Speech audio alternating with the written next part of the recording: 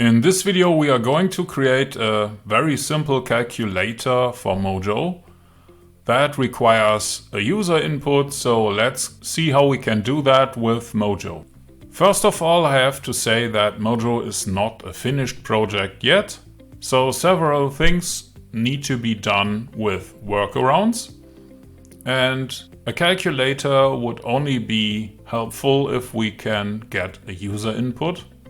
And a lot of other things are available in Python, so we say from Python import Python as imported Python, which seems a little bit crazy as a statement, but actually if you hover over it you see that it provides methods that help you use Python code in Mojo. So often if you don't understand something, it might be helpful to hover with your mouse cursor over the part that you want to know more about. For example, if you do that with main, you will see that it is a function and it raises. Raises stands for it can raise an error. But back to topic.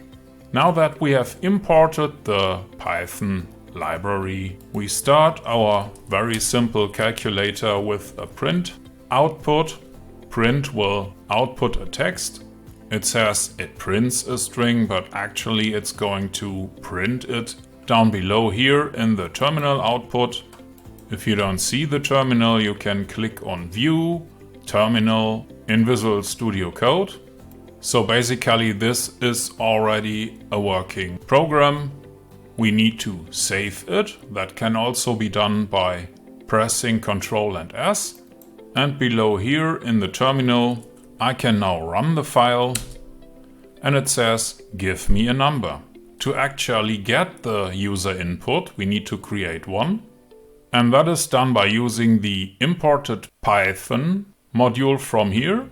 This one is called built-ins, and when you delete the last part and press the key for the dot, you will see everything that can be imported. We need dot input. And now we can assign that input to a variable called myNumber. In this case I'm using let. Let stands for a variable that is not changed. Actually I could use var for variable. And if I do that, it will give us a warning below that the value was never changed. So let's add another print statement below. That will output, you have given me the number and the number that we have typed in. Don't forget to save the file. Let's clear the output of the terminal below.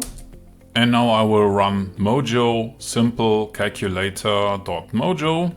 Now it says we have an unknown declaration input. So let's add that here and say our input equals the imported built-ins input from the user. Save the file again, and when we clear the terminal and rerun it, it actually says give me a number. Now you see that it also says that my number was declared as a var but never mutated. Consider switching it to let. This is a warning, it's not actually an error. And if you want to get rid of it, just use let instead of var.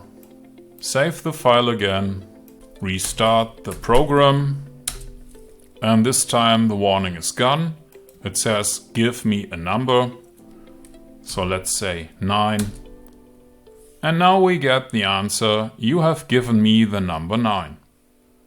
So in this little video you have learned how to import functions from Python, create a user input and assign the user input to a variable that can be printed out in the terminal output.